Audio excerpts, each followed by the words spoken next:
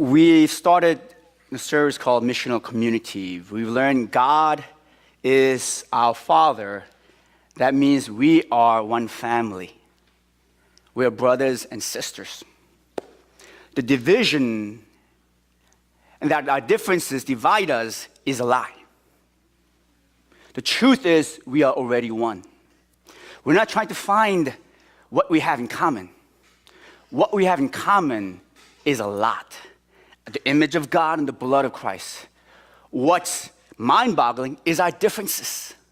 And we could celebrate those differences because there's so much we already have in common. So I am your brother, whether you like it or not. Could you turn to the person next to you and say, I love you, my brother, or I love you, my sister? Okay, and if that person is not your spouse, you better not just say, I love you, okay? Christ is a servant. He came to serve, not to be served. And you and I are his disciples. We're followers, so that makes us servants. And so all the world says it's best to be served. We know that we are most divine when we have the towel around the waist. We are called to serve. So can you turn to your brother and sister next to you and say, I am here to serve you. I am here to serve you. And then the Holy Spirit who sent Jesus Christ, who sent the apostles in the Pentecost, also sends us on a great mission. And wow, we got a mission. Bernard Shaw said, this is the greatest joy in life, to being committed to a purpose which knows and realizes that it's great and mighty, and not being just a selfish little cloud of ailments and complaints, complaining that the world is not making itself work to your happiness.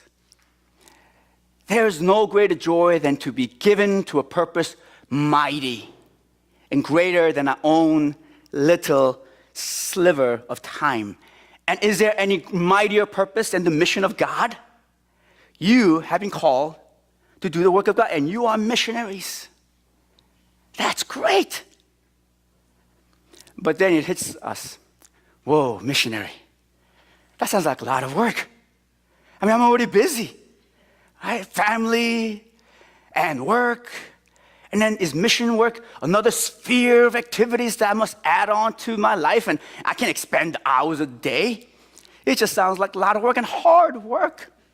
Well, I'm here to tell you a good news. Mission work is not hard. It's not another sphere of activity. Actually, mission work happens in all the things that you're already doing. We call it the daily rhythms. And we're going to go through this the next few Sundays. That we do mission work in the daily rhythms of our life. Eating, listening, storytelling. Everybody tells stories. Blessing, celebrating, and recreating. And we're going to look at these 6 in 6 weeks. And today, I get to do the first one, eating. And I'm so happy that I get to do eating because I love eating. And you do too. So this should be a fun one. You love eating, I love eating. I love eating so much that I watch shows on eating. There's even a whole channel dedicated to eating, about how to eat and what to eat and how to make good food. It's called Food Channel. I know every one of you knows that already, right? Like listening is important. Yeah, it's just important. Right? And we should do listening, but most of us love being listened to, but we don't like listening. Right? But we all love eating. So this should be an easy one. My wife loves watching Mangchi. So she's a YouTube video star, and she teaches how to make Korean dishes. And she watches in the evening, and I tell her, don't watch it. Why? Because every time I'm watching it, I get hungry. So much so I would go to the pantry, and I would just fill myself with even garlic, just anything. Because I get so hungry. She goes, no, we're not watching it. I feel so full. What? Right?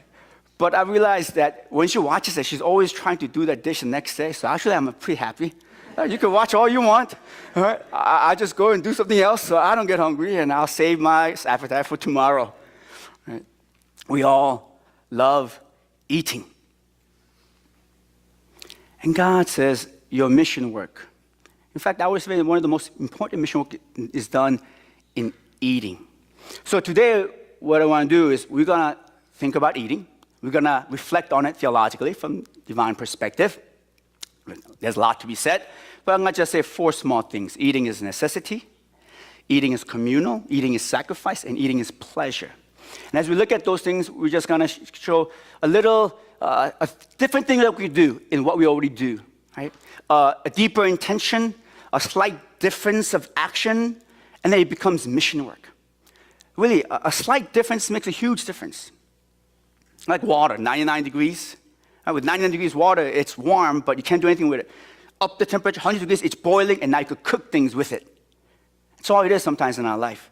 Just that 1 degree thing, a deeper intention, a slight difference of purpose, and we're doing mission work. All right, so easy, eating. So first thing is this, eating is a necessity. You know this. If you want to live, you better eat. If you don't eat, you're going to die. It's the basic necessity of life.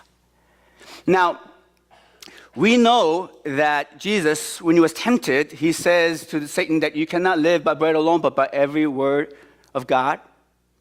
And it's true.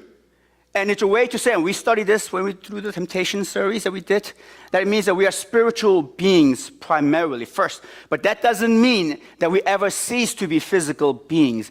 Our physical body is still important. After temptation, Jesus did eat. Now, this necessity of eating for life, in one sense, it colors everything about our reflection on eating. It's like the key of the song, right? No matter what you play, it all goes back to the key of the song, the necessity of eating to life. That colors everything we think about food. But we cannot forget what is most obvious, that if you don't eat, you die. So the first mission work for us is this. As Christians, we got to feed the hungry.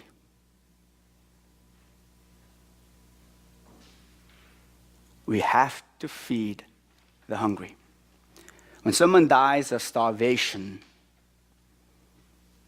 not because lack of resources, but because the unfair distribution of resources, that's a scandal. Remember Elijah, right? He's having a tough time. He's suicidal. No, God doesn't go to him and says, okay, what's up with you, man? Why are you so suicidal? I do all those things with you. He doesn't try to talk through this issue that he's going through. The first thing God does with Elijah is what? Feed him with the ravens. I know Elijah, he just wants to just let God hear it. It's not like God doesn't want to hear what you have to say to him, but God knows you, human person, you need to eat. And once you get your energy back, then we'll talk. When Jesus heals Jairus' 12 years old daughter, right? And everybody's stunned. This death reversing miracle, they've never seen it.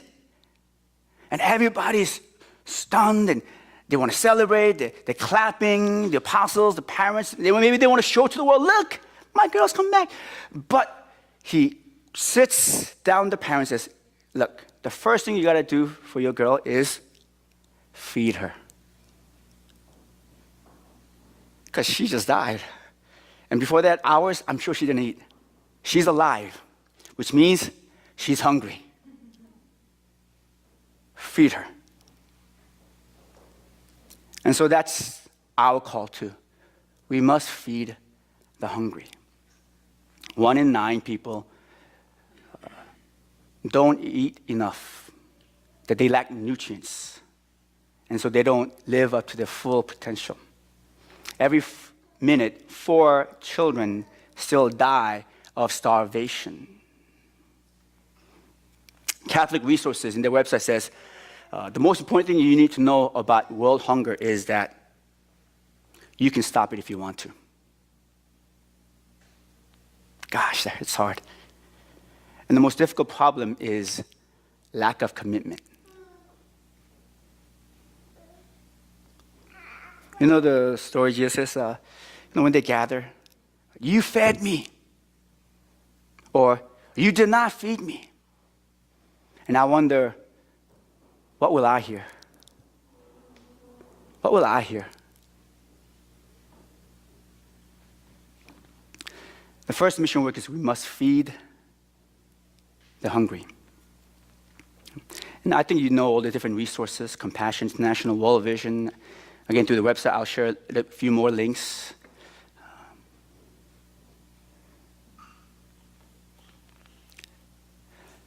Our first mission work is to feed. Second is this. Food, eating is sacrifice. So, now most of us, a meal is not a difference between life and death. And the people that we meet is usually not an issue of life and death. But again, behind it all, there's always this understanding that our whole life depends upon food. See, like him, he's hungry.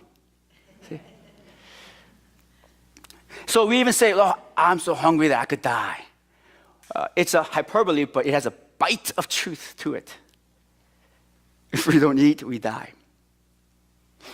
And we realize that food reminds us of our mortality. That actually, we are all dying. That we cannot be self-sustaining. We cannot do that. And so what we need is we are dependent upon what is on our plate. But then when we pay attention to what is on our plate, what is that? Other than life sacrificed for your life. Every time we eat the benefits of sacrifice. So no matter how many layers of cooking we put into it, how we garnish the dish, there is still the fact that it's sacrifice that has led to the continuation of my life every time I eat. That burger was a cow once grazing. Now it's dead for you. Even the cauliflower was once a plant stretching out for the sun, but now you've gone and eaten it. Food is sacrifice.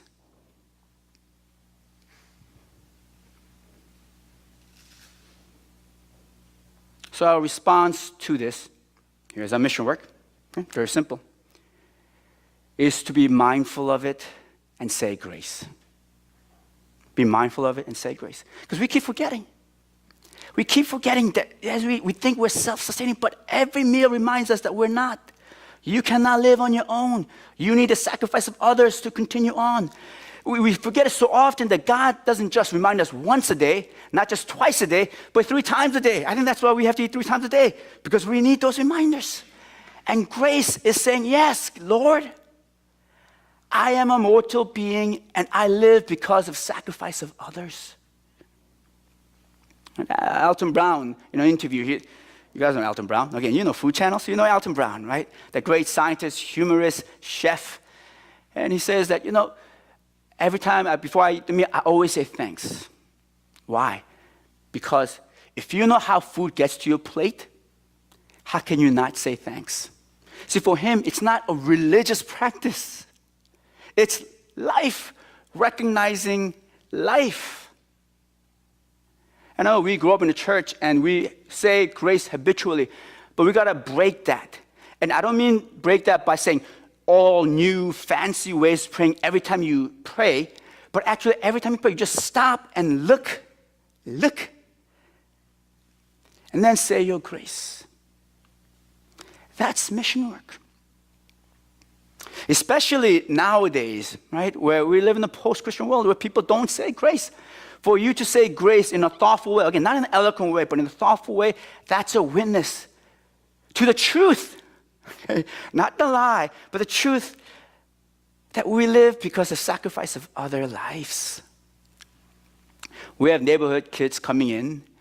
They come and, like even yesterday, they came and they hung out and it was lunchtime and I was like, man, they better go home to eat. And they hung around and they said, can we eat here? And so we put in extra hot dogs and we fry them and we feed them. And then before we say, we're going to say grace. And this family, they don't go to church. They don't know exactly how to pray. We don't go there. I don't preach to them. But we all say grace. Father, thank you for this meal. You have given us. To the pig that was slaughtered. No, we don't go that far, okay? Grace. So maybe it's your office, and you go with your coworkers, and even if they're not Christians, can we just say grace? I would like to just say a prayer for this meal. Food, eating is sacrifice. We as Christians must always be aware of it every time we eat, because every time we eat, something had died. And when we say grace, it can be a witness. So food is what? Necessity, right? Food is sacrifice, and food is communal. Food is communal. Like when I was living alone, I thought that I would go to a Chinese restaurant, and I would see this man eating Chinese alone, and I would be like, man, poor guy, what a loser. Right? And then I would take my Chinese, and I would go home, and I would eat my Chinese alone, watching TV. When you look at it materially, right? Just purely materially, eating doesn't need anyone else, because all it is energy, calories, right? And that's what keeps you alive. But then we're not just physical beings. We human beings don't need just calories, we need connections. So that which is most basic, eating, we also need what is most basic to our spirit, friendship, relationship. We need to eat with people. We want to eat with people. As I said, I hate eating alone. Probably the saddest time in my life. Here I go telling you everything now, right? I was when I was my first ministry alone in Maryland. Right, I would go home and I would cook the food alone. And usually it's like a stew. It's a Korean stew, right? And what I did was just kind of rotate the meat. So same dish, but rotate the meat. And I would eat that alone, looking at the blank wall. And I would do the dishes alone. And that was so sad. So I got a cat. But the cat wouldn't even know if I'm there or not. So I got a dog. And dog barked when I got home, but the dog would not listen and ask me, how was your day? So I was still alone. So often I would call. I would be like, hey, tonight I think I should go do visitation with you. And he goes, Pastor Sam, you visited me last night. Don't like eating alone. Don't like eating alone. Because we were created for connection, and eating opens itself to connecting. Friendship. Eating is communal. Now here's the difference between a missionary and a non-missionary. A non-missionary's table is closed. It's very, very selective. Very selective. Friends, family. Friends do something a little different, have different point of view in Facebook. We're not going to eat again. The missionary's table is open, always open. And so we invite the family and friends, and the new neighbor that just moved in, and the stranger, even the homeless. Have you ever gotten out lunch with the homeless? It's fun. And the enemy, and the friend turned enemy. We're always inviting them to the open table. Because when you eat together, it really opens things up. We think it's like friendship that makes the eating, but it's the eating that makes the friendship.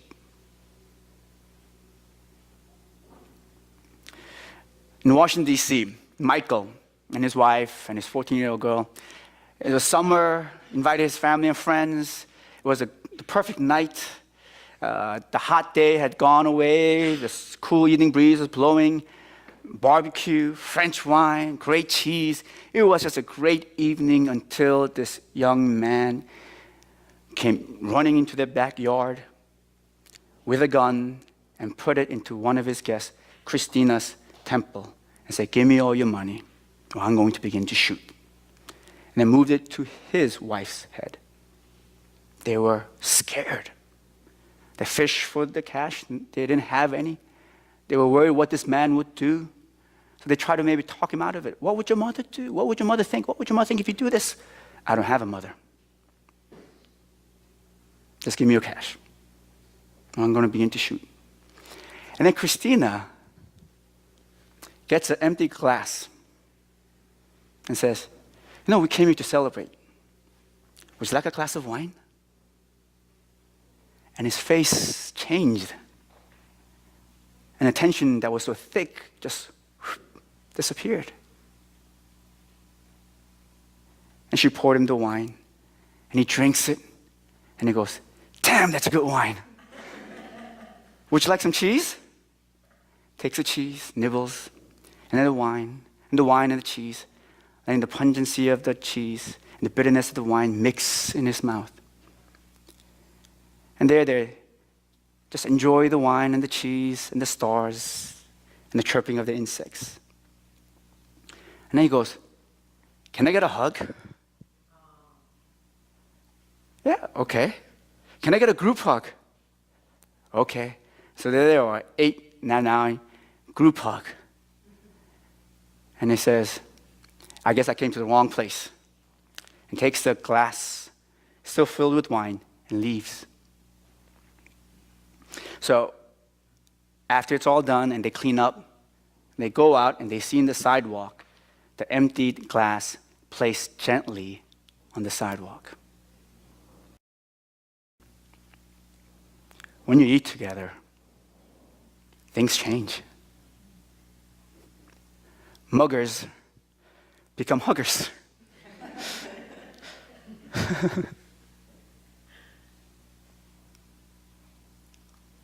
Eating is necessity.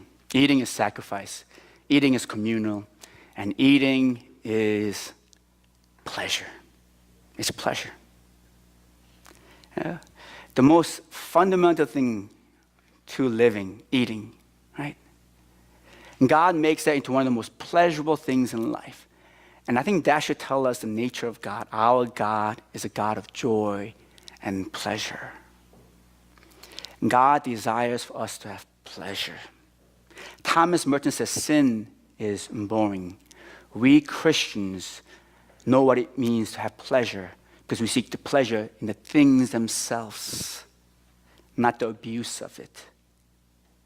And eating is pleasure.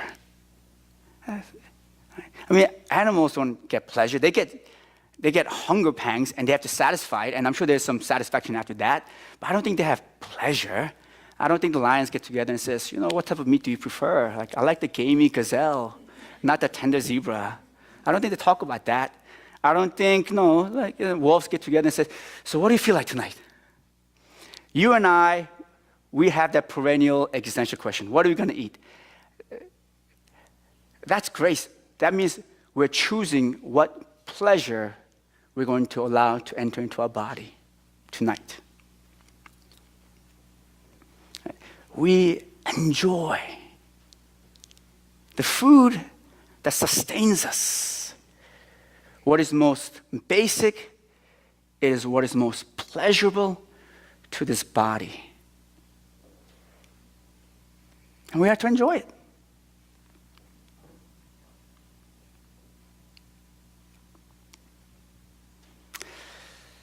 Even, think about eating just a peach. Just think about eating a peach, right? It's not just the tongue and the taste. It's all 5 senses, isn't it? All 5 senses. Right? The look of the peach, round, orange, the sun, right? The touch, the fuzziness tickling your fingertips, right?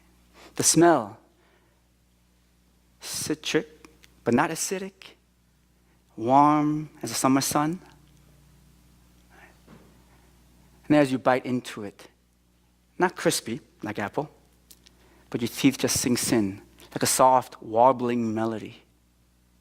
Right? What a joy and pleasure it is to even just to eat a peach.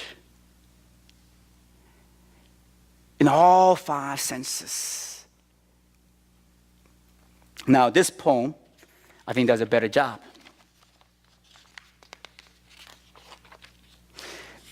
It's called From Blossoms. From blossoms comes this brown paper bags of peaches. We bought from the boy at the bend in the road where we turned toward signs painted peaches. From laden bowls, from hands, from sweet fellowship in the bins, comes nectar at the roadside, succulent.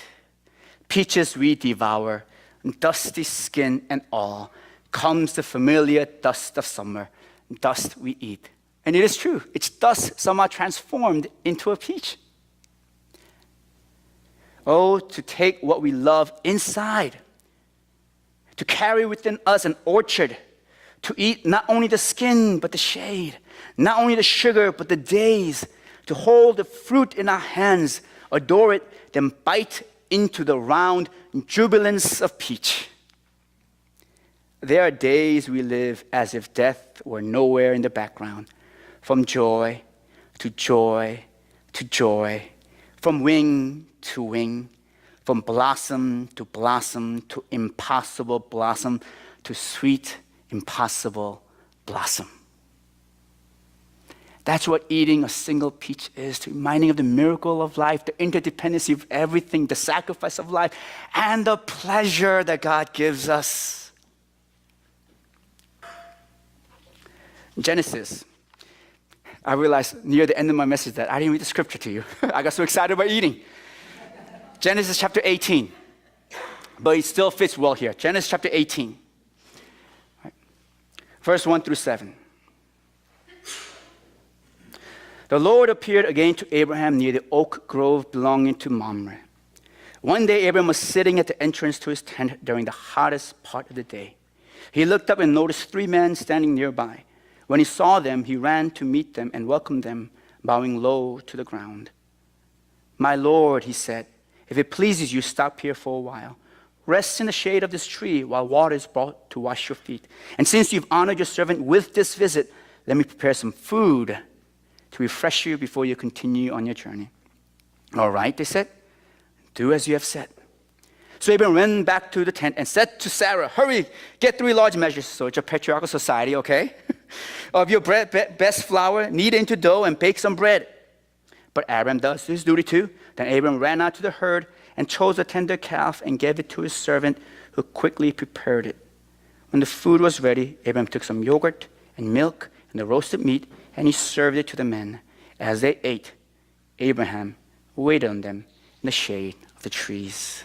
What I like about this story is the details of all the preparation and what was given to these strangers, who we know as we read along that it's actually the angels of God, the presence of God.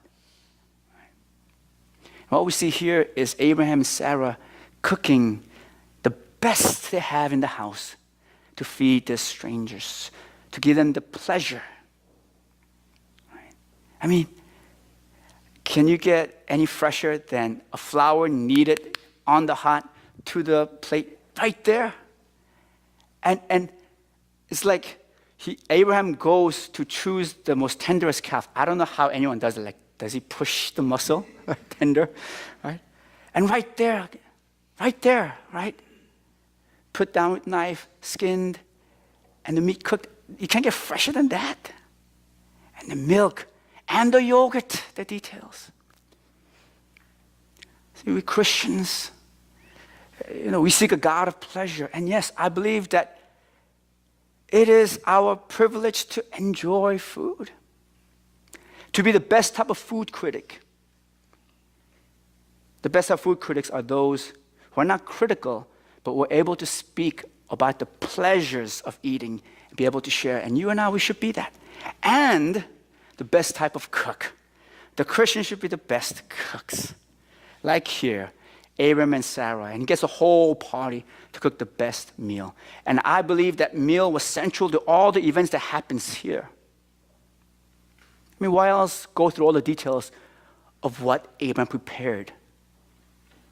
If not, that this meal was a significant turning point. And it is.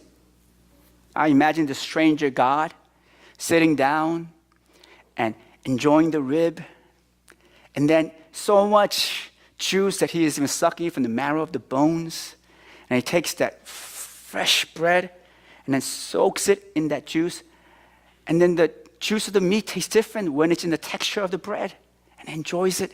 And he drinks the fresh milk, leaves a white mustache on him, wipes it out and eats the yogurt. And fully satisfied, he goes to Abraham. So where is Sarah? Tell her, this is really good. And tell her that by next year, on this day, she'll be with a child. And to that day, God has always given him promises, but the promises were always huge. Your descendant will be like the stars, like the sand, huge, out there, vague. But here you hear the promise made concrete, so concrete now that it's easy to doubt, but also easy to stand on. And I say, it's because of the meal. God was feeling really good. But that wasn't the biggest blessing of this meal, was it? It wasn't. Verse 16 tells us that after the meal, they stood up and they go on a cliff, and the sun is setting. And the red, fiery blaze is set upon the tamarinds, the olives, and the oaks, and on the valley, and there's Sodom too, covered with the red sunset. And God wonders, should I tell Abraham or not? Should I not tell him or not? And the stranger God decides to, because, they just had a good meal. And after a good meal, what do? We talk.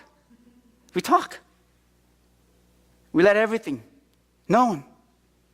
And so God tells Abraham. And Abraham feels like he has a right to talk back.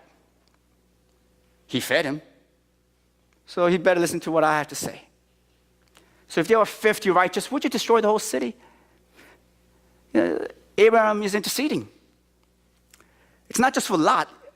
Lot, his nephew, is there. He knows how terrible Sodom is. Generations of sins piled upon it. He knows. He hears stories from Lot, and it's like, shh, make sure the kids don't hear this. How can this happen? Told many times to Lot, get out of there, but you got a job, you got kids. It's not easy to pack up and leave, is it? But he's not praying just for Lot. He's actually trying to save the whole city.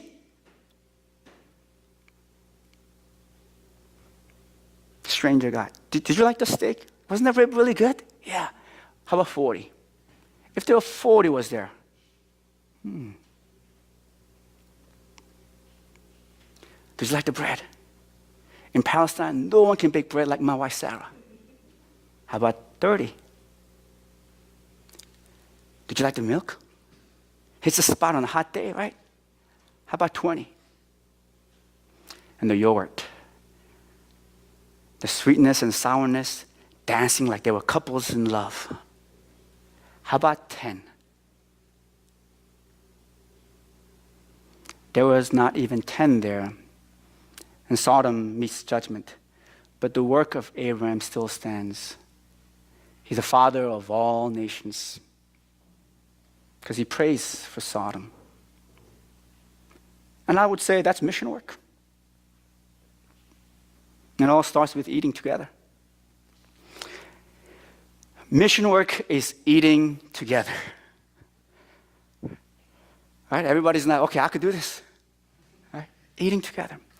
And we're not trying to dumb it down or simplify it so we could do it at home. Foreign missionaries who do work in foreign fields, their main job is eating together. I know this. My uncle was a missionary in Athens with the gypsies. I remember in college, I visited him, and we would go to the gypsies, their makeshift tents. They would follow wherever the work is. And there'll be rows, and there will be a family in a small village. And as he goes, he'll buy a goat, and the goat will be tied and hang around for a few hours. And then as the noon sun starts coming down, he'll be gone. And someone would take care of him. And then out will come on a stick, and there'll be fire roasting him slowly. And the juice dripping. I know for some of you guys that might be like disgusting, but man, that's the best meat I've ever tasted. Slice it off, ooh. And one gypsy came to me and told me in his gypsy dialect, and then Baladi, who was an adopted gypsy of my uncle, he tells me and translates, what is he saying? What is he saying? That your Asian dad is the best party thrower. Oh, they loved him when he came. So when I was 25, when I had faith crisis, when I wondered if I should do ministry, or even if I really believe. I went to Europe. I backpacked. In my bag, I had Hans Kung, Being a Christian, and James Joyce, A Portrait of a Young Artist, where the main character loses faith. 2 rows diverging before me. My nails stained with cigarette. My fingers stained with black ink. Writing as I was going to find out the truth. And I went to Athens. Spent 2 months there with my uncle. And one meal, I still remember this meal, and I might have shared it with some of you guys. He drives me, and we go to a place. It's a small apartment belonging to a Korean-Russian woman. A Greek man had met her in Russia, brought her back, and thought it would be a family. Thought they were going to become one. But he abandons her and a 10-year-old. And there's a small apartment, and there's a kitchen/living room/dining room, maybe 12 by 12. He says, wait here, play with the girl. And he goes, about an hour later, comes back with 2 Albanian illegal refugees. And then the small place prepares a table, and there's a fried dumpling made by his wife. And there is the side dish the Albanian refugees, illegals, brought. And then the Korean-Russian woman brings out kimchi, right? The cabbages, right? No matter where the Koreans live, they will make kimchi. Right? And as we were having that meal, one Albanian refugee young man gets a phone. He stands up, and his hand is on his eyes, and I ask my uncle, what is it? And he says, well, actually, his wife is in the hospital giving birth. Why isn't he there? Because if he goes there, he'll be arrested. But his wife, you can't deport someone who's giving birth. And she will give birth to a Greek citizen. They'll be okay. He won't be. So my wife is there with them. And he hears the news, and he cries out, it's a boy, it's a boy. And there's everyone celebrating this boy's life, picking up their paper cups and celebrating. And this boy's future is uncertain. He's got mountains ahead of him, but we're celebrating as if it was a royal boy that was born. Kala, kala, kala, good, great. And I remember that night going back and emailing my friends, I experienced the gospel. The table in which the forsaken, the forgotten, the illegal, the beloved family of God is gathered. Eating together. That's the mission work. So go cook some mean dish and invite everyone. Let's pray.